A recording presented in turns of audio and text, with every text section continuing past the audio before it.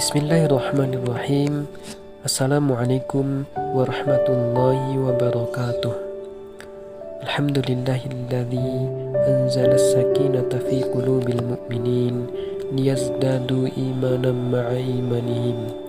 Asyhadu an la ilaha illallah wahdahu la syarikalah wa asyhadu anna Muhammadan abduhu wa rasuluhu la nabiyya wa la rasula ba'dah.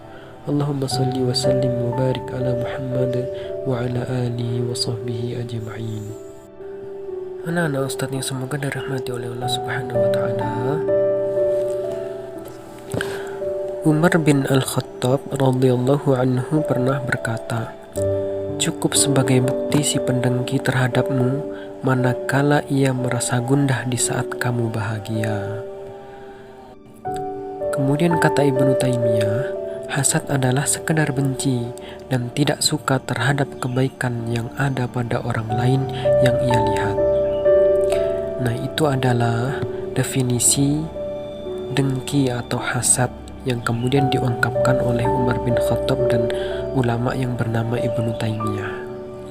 Nah, anak-anak sekalian semoga dirahmati oleh Allah Subhanahu wa Ta'ala. Hari ini Ustadz akan bacakan kisah tentang akibat seorang yang dengki, yang merasa tidak senang dengan kebaikan, kebahagiaan yang dimiliki oleh orang lain. Simak baik-baik kisahnya ya. Semoga kita dapat mengambil pelajaran dari kisah yang akan Ustadz bacakan ini. Al-Kisah. Ada seorang Arab Badui menemui Khalifah Al-Mu'tasim. Lalu ia diangkat menjadi orang dekat dan orang kepercayaannya. Ia kemudian dengan leluasa dapat menemui istrinya tanpa perlu minta izin dahulu. Sang khalifah memiliki seorang menteri yang memiliki sifat dengki. Melihat kepercayaan yang sedemikian besar diberikan sang khalifah kepada orang Arab Badui itu, ia cemburu dan dengki terhadapnya. Di dalam hatinya, ia berkata, "Kalau aku tidak membunuh si Badui ini, kelak ia bisa mengambil hati sang Amirul Mukminin dan menyingkirkanku." Kemudian, ia merancang sebuah tipu muslihat dengan cara bermanis-manis terlebih dahulu terhadap orang Badui tadi. Ia berhasil membujuk orang Badui itu dan mengajaknya mampir ke rumahnya. Di sana, ia memasakkan makanan untuknya dengan memasukkan bawang merah sebanyak-banyaknya. Ketika orang Badui selesai makan, ia berkata, "Hati-hati, jangan mendekat ke Amirul Mukminin, sebab bila mencium bau bawang merah itu darimu, pasti ia sangat terusik. Amirul Mukminin sangat membenci aromanya." Setelah tak berapa lama, si pendengki ini menghadap Amirul Mukminin, lalu berduaan saja dengannya.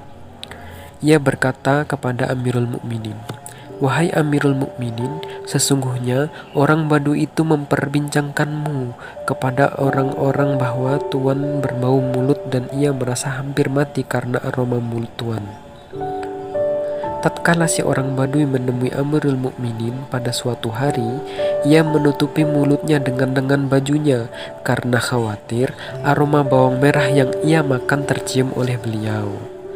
Namun, tatkala sang Amirul Mukminin melihatnya menutupi mulutnya dengan bajunya, berkatalah ia dalam hati, "Sungguh, apa yang dikatakan sang menteri mengenai si orang Badui ini memang benar." Kemudian, Amirul Mukminin menulis sebuah surat berisi pesan kepada salah seorang pegawainya. Bunyinya, "Bila pesan ini sampai kepadamu, maka penggallah leher si pembawanya." Lalu, Amirul Mukminin memanggil si orang Badui untuk menghadap dan menyerahkan kepadanya sebuah surat, seraya berkata, "Bawalah surat ini kepada si Fulan.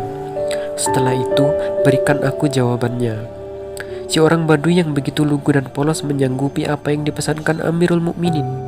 Ia mengambil surat itu dan berlalu dari sisi Amirul Mukminin. Ketika berada di pintu gerbang, sang menteri yang selalu mendengki itu menemuinya seraya berkata, "Hendak kemana engkau?" "Aku akan membawa pesan Amirul Mukminin ini kepada pegawainya, si Fulan," jawab jawab orang Badui. Di dalam hatinya yang dengki, si menteri ini berkata, pasti dari tugas yang diemban si orang Badui ini, ia akan memperoleh harta yang banyak.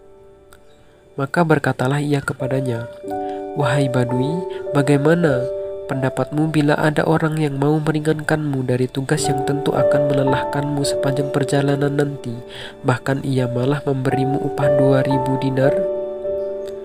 Kamu seorang pembesar dan juga pemutus perkara, apapun pendapatmu, lakukanlah, kata si orang Badui. Berikan surat itu kepadaku, kata sang menteri. Si orang Badui pun menyerahkannya kepadanya. Lalu sang menteri memberinya upah sebesar 2000 dinar. Surat itu ia bawa ke tempat yang dituju. Sesampainya di sana, pegawai yang ditunjuk Amirul Mukminin pun membacanya. Lalu setelah memahami isinya, ia pun memerintahkan agar memenggal leher sang menteri. Setelah beberapa hari, sang khalifah baru teringat masalah si orang Badui. Karena itu, ia bertanya tentang keberadaan sang menteri. Lalu ada yang memberitahukan kepadanya bahwa sudah beberapa hari ini ia tidak muncul dan justru si orang Badui masih ada di kota. Mendengar informasi itu, sang khalifah tertegun, lalu memerintahkan agar si orang Badui itu dibawa menghadap. Ketika seorang Badui hadir, ia menanyakan tentang kondisinya. Maka ia pun menceritakan kisahnya dengan sang menteri dan kesepakatan yang dibuat bersamanya sekalipun ia tidak tahu menahu apa urusannya. Dan ternyata apa yang dilakukannya terhadap dirinya itu tidak lain hanyalah siasat licik sang menteri dan kedengkiannya terhadapnya. Lalu si orang Badui ini memberitahukan kepada khalifah perihal undangan sang menteri kepadanya untuk makan-makan di rumahnya, termasuk menyantap banyak bawang merah dan apa saja yang terjadi di sana. Ia berkata, wahai Amirul Mukminin, Allah telah membunuh dengki. Alangkah adilnya ia dengki memulainya dengan si pemilik tuannya, lalu membunuhnya. Setelah peristiwa itu, si orang Badui dibebas tugaskan dari tugas terdahulu dan diangkat menjadi menteri. Ya, sang menteri telah beristirahat bersama kedengkiannya. Nah, kisah ini disebutkan dalam kitab Nihayah Al-Zalimin karya Ibrahim bin Abdullah Al-Hazimi, juz 2 halaman 89-92. Nah, anak-anak Ustadz sekalian, semoga kita dapat mengambil pelajaran ya dari kisah di atas. Kisah di atas menunjukkan akibat buruk yang menimpa orang yang memiliki dengki atau hasad.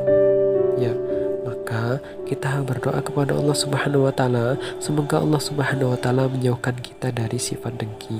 Amin. Billahi taufik wal hidayah. Wassalamualaikum warahmatullahi wabarakatuh.